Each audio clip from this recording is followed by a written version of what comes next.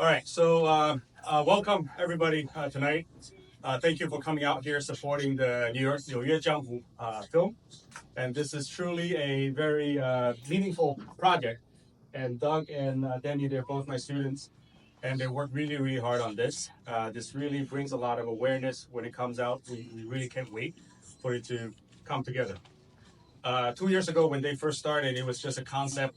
More so, they sort of talk about who they're gonna, who they're gonna film, who they're gonna talk to, and it's really coming together.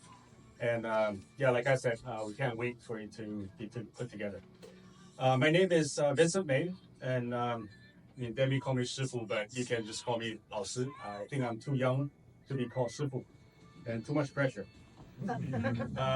I came to the States about 30 something years ago and grew up in Taiwan and been in the advertising and marketing field for over 20 years and has been training, teaching, and continuously learning traditional Chinese martial art for over 30 years, primarily in the art of Bajiquan, Piguazhang, and Bagua, and Yizongquan, and belong under the lineage of Wutan. And if you're not familiar with Wutan, Wutan is a global organization founded by Grandmaster Liu Yunqiao. And Liu Yunqiao, if you're not familiar with him, he's basically the 天子第一号, if you heard of that term. Some of the more senior folks may have heard of that from a movie or play. 天子第一号 was basically his story. He was a 001. He was a secret agent. He trained the art of Bajiquan. Bajiquan is well known for being the bodyguard style. All three, we're all laugh at that guy when he comes in. All right, so when all three major leaders in the recent Chinese history. Okay, so Mao Zedong, Jiang Jieshi, and Puyi, the last emperor of China, all their bodyguard trained in Bajiquan. And the commonality between these three leaders and their bodyguards, they were trained by one person. His name is Li Shuwen. So that's basically summed down my lineage of Bajiquan study. So today I'm here to really, the topic is to talk about why is traditional martial art important? Why is it important? Why is it relevant to our modern age? I remember my Shifu always talk about 武术能养，运动则是好. What that means is when you train in martial art can cultivate your body. And sports, actually, no matter one way or another, it consumes your body. Okay, even if you just do the mildest jog, it still creates pressure to your joints and whatnot. And you can only train it to a certain age. And the whole Eastern practices, just call it Eastern practice, includes martial art, Tai Chi, meditation. All these things, activities can be done, to very high age, old age. So let's talk a little bit about where did Chinese martial art came from, right? Chinese martial art is unique because it's really a deep integration with Chinese culture. It's part of the Chinese culture. And sadly, currently, if I grab anyone and ask them, what is Kung Fu? What is Chinese martial art? It would come out to be more so like a fighting, like a movie, or a sports combat, like that's the current perception of Chinese martial art, or so-called Kung Fu. And in fact, that is just a very small part of what Chinese martial art is.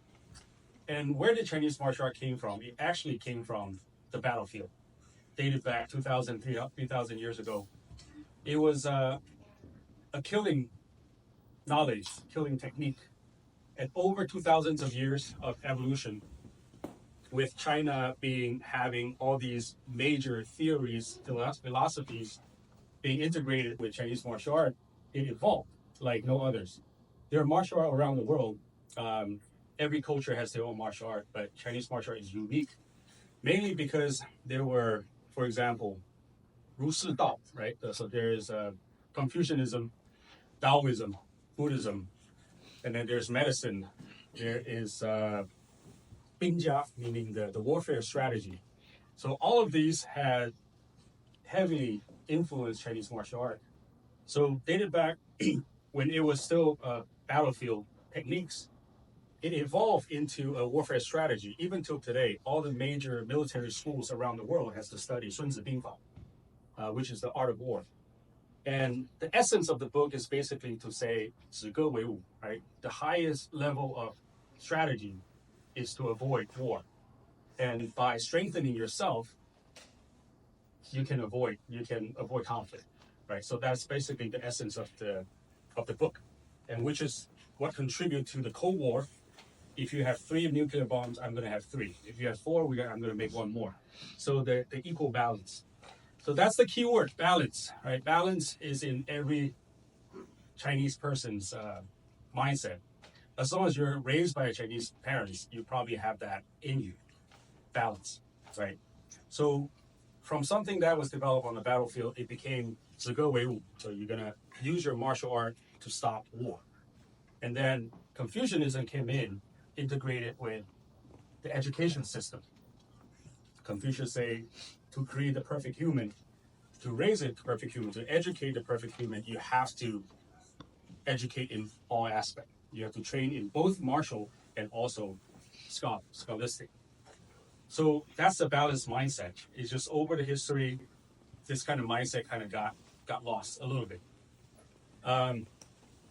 Then you have Daojia, the Taoism. Taoism integrated with the concept of 天人合一, like the harmony with nature, right? Studying yourself by training yourself, and then you connect to the nature.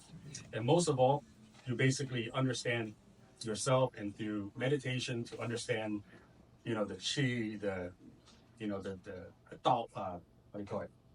The Dan Dao, right? So all of those started to integrate it with Chinese martial art, all the way till today. So the concept of traditional Chinese martial art is a really holistic aspect of it, including arts, right? Master Taohua is creating arts. So art is another major aspect of Chinese martial art as well. So as you can see, it's really integrated with every aspect of Chinese culture. Very little of it is just self-defense, is the fighting technique. And even through the fighting techniques, you learn about, how yourself can respond to your surroundings. Okay. All right, then quickly we talk about what we're being told as we, being raised and grow up in the modern age. Western philosophy of physical activity. Everything from the West, from sports, fitness, everything, traced back to ancient Greek time. It all started out from sports. It all started from games, the concept of game or competition, say Olympics or the Roman Colosseum. You see gladiators fighting lions. It's just to entertain people. And then fast forward 2,000 years later, you have today's world. Every sport, you have 2 teams doing their best training to run after 1 ball. You have athletes, just like August, there's Olympic. Athletes are running fastest as they can to reach the finish line fastest. You want to raise the heaviest weight. You want to beat your opponent. There's always this sort of competition. You're raising the bar. But the problem is your mindset is never on yourself. When you're chasing the ball, say you're a tennis player, your mind is outside of your body. So what's wrong with that? The problem is if you don't look at your body, you get hurt. You get injured. That's why you see a lot of athletes, they easily get injured because their mind is not in their body. Okay, simple as that. So if you look at the East and West mindset of physical activity, fundamentally from the cultural aspect of it, they're very different. Okay, one is outside the body, one is inside the body. So another layer is that when we train in Chinese martial art, we train the tendons, we train the sinew, the fascia, right? So all these layers are sub-muscle layer. They're also considered muscles in the Western medicine terms. But in the West, you hit the weight room, you train the muscle. So you have muscle, you have tendon. Tendon is connecting the muscle tissue with your bones. It sounds like a medical seminar. Sorry, this will be fast. So muscle, the connectivity between muscle and bones are these soft tissues. In Chinese martial art, we train that layer. So that's why you have athletes training bigger and bigger muscles, but then when they push themselves, to a limit, what's connecting the muscle to the bones are not being strengthened. And then they tear something. You always hear about something being teared, something got hurt. My daughter is a competitive tennis player. She hurt her wrist this summer. And I was shocked. The response from her coach, even from my wife, they thought it's normal. And to a point, they have a little proudness to it. It's like, oh, that's a sports injury, right? She plays sports, so competitively she got hurt. And I was like blown away. So you might find this ironically because I teach martial art, but my family doesn't believe in this stuff. This is very common, I promise you. In a lot of martial artist families, it's kind of common. So bottom line, as modern human, we're all being educated to think one way.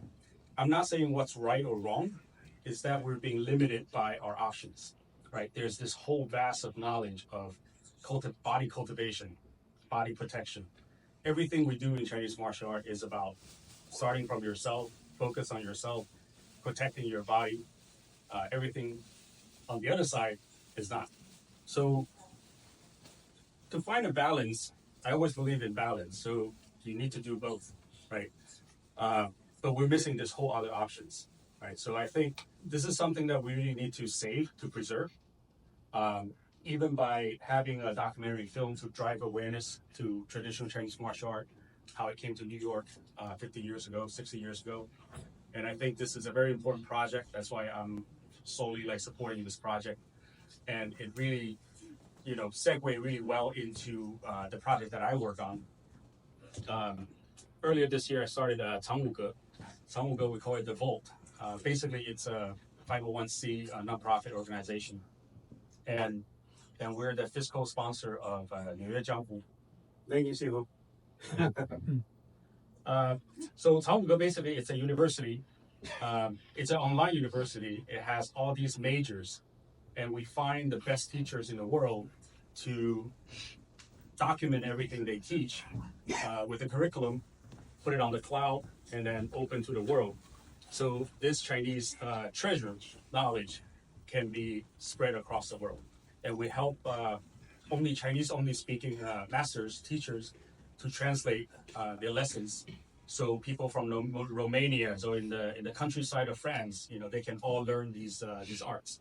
And surprisingly, there are a lot of people who are really into various different Chinese martial art. And so far, we have opened 4 academies already, and we're ongoing to open more. I started out with the Baji Shu, and so far we have over 120 students around the world. And then we have Changquan Shu, we have Hongjia Shu, we recently signed on. We're starting that in January. And next year, we're aiming to start another 2 to 3 academy as well. Well, today is about York Jianghu. I just want to introduce what's going on in the scene that we're all fighting really hard to preserve traditional Chinese martial arts. And they're the main show today. And really, I need you guys already show up here, and that's already very plausible. And please give Doug and Debbie and their team applause.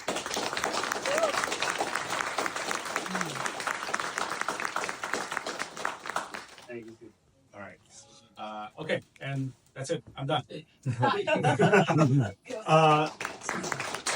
Welcome.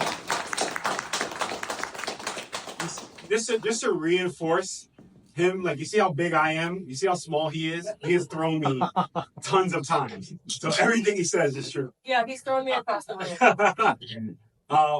Master Sakwa is going to add another color, and then we're going to have another talk from Shifu Peter. And Okay, great. Okay. Hello.